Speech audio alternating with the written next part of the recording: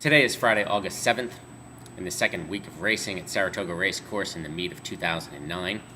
And today here in Saratoga Springs, once again, it's a very crisp, clear, cool day. Everything that's scheduled on the turf will be going on the turf, and that's a good thing, because today's feature is a marathon event on the grass. And with that note, we'll turn it over to Roselli to handicap the John's Call. The churlish might complain that we don't have a graded stakes in sight, but to me, the race that we have here, the John's Call, is one of those great Saratoga handicapping puzzles that just keeps you fascinated with the game. The John's Call, the purse is $94,000. It's for 4 and ups, which is a good thing. 4 and ups who haven't won a graded stakes this calendar year, common condition here. But the wonderful thing about this race is that it is a 13-furlong turf marathon. Yes, 1 mile and 5/8. You don't see it very often. Of course, you see it once a year here. This is an accomplished field, and I think there are 4 in here who have a reasonable shot. There are 2 that I think have a really good shot, so I want to cover those horses. The horse in the 2-post is Guadalcanal.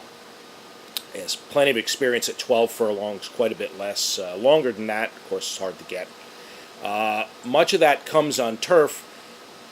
He's a Churchill shipper, always an angle to look for here.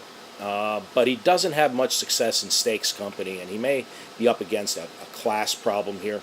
I think he's going to get a stalking trip, which is pretty much what you want in one of these marathons. You either want to be on the front end or right near it. Deep closers don't usually do very well. So Guadalcanal has a shot.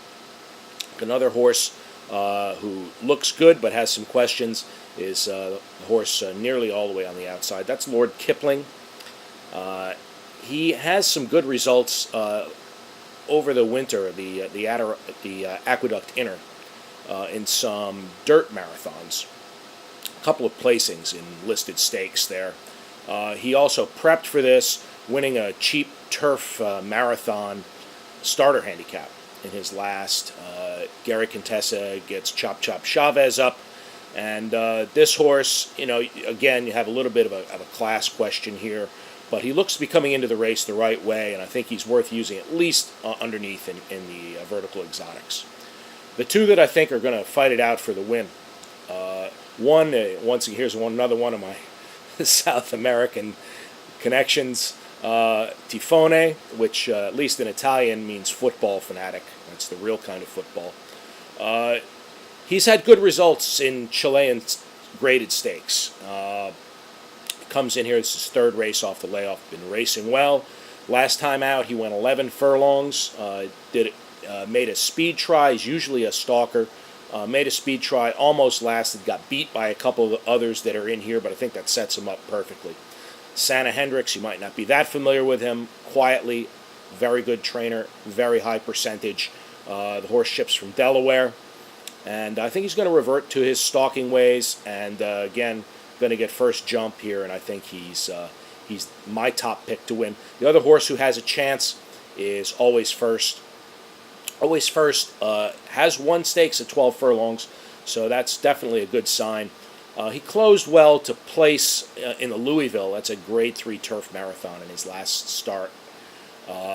Tom Voss had him in graded stakes for a long time, dropped him down last time out for an allowance race. He performed very well.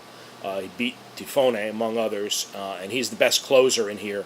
Like I said, it's not the ideal trip, but I think that gives Always First a shot, given his class and given the way he's coming into the race. So if you can dope it out any better, good luck to you. You don't get many chances to go 13 furlongs.